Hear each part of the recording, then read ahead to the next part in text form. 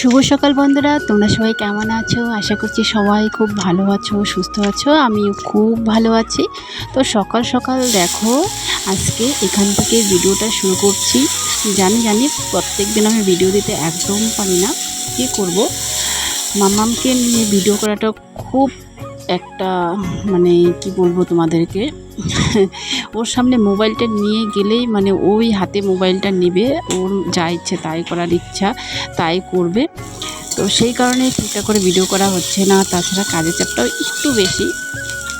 তো যাই হোক, তোমাদের সঙ্গে গল্প করতে করতে সকালবেলা বাসি কাজকর্ম করে এই যে দেখো রান্নাবান্না করছি। তো দেখো আজকে রান্না হচ্ছে ডাল হবে, আর এই যে দেখো মাছের ডিমটা আমি আগে একটু ভেজে রেখেছিলাম। তারপরে যে আলুগুলো গোল গোল করে কেটে নিয়ে কাঁচা লঙ্কা পেঁয়াজ দিয়ে মাছের ডিমের ভাজিটা আর একটু ভালো করে করব।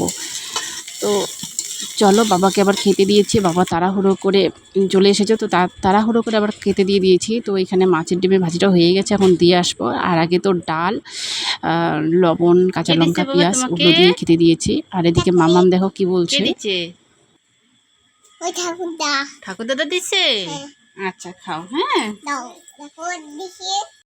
তারপর দেখো মাছের ডিমের ভাজি আর ডালটা হয়ে গেছে। এরপর দেখি ঘরে সবজি নেই রান্না করার জন্য, তাই চটপট করে যে খেতে চলে আসলাম। তো বুঝতেই তো পারছো আমাদের ক্ষেতটা অনেক, মানে বাড়ি থেকে বেরোলেই ক্ষেত, মানে বাড়ির সামনেই ক্ষেতটা আর কি। তো দেখো এখানে সাদা বেগুনগুলো একদম দেখতে মানে ডিমের মতো দেখতে, তাই না?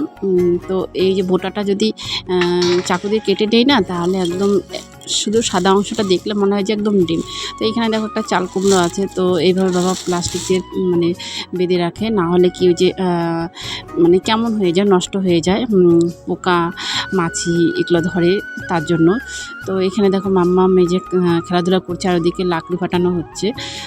আর এদিকে দেখো আমি সবজি তুলে নিয়ে এসে একদম ভালো করে কেটে নিয়ে একদম ধুয়ে নিচ্ছে। আর এদিকে মাছও আছে। তো চলো এদিকে এই সবজিটা রান্না করে নেব। আর এখানে কিন্তু আমি সব আমাদের ক্ষেতের থেকে তুলে নিয়ে আসা যে সবজিগুলো ওগুলোই রান্না করছি, শুধু টমেটোটা আর কি বাজার থেকে আনা। তো এইদিকে দেখো আমি সবজি বসিয়ে দিয়েছিলাম। তো এখানে আমার বেশ ভালো করে একদম, আর এই সবজিটার মধ্যে কিন্তু আমি সোয়াবিনও দিয়েছিলাম। সোয়াবিনটা দিলে খুব ভালো লাগে খেতে আমার কাছে। তো দেখো তোদের সঙ্গে গল্প করতে রান্নাটাও হয়ে গেছে। তারপর মাম্মামকে স্নান করিয়ে দিব, স্নান করিয়ে ঘুম পাড়িয়ে দিব।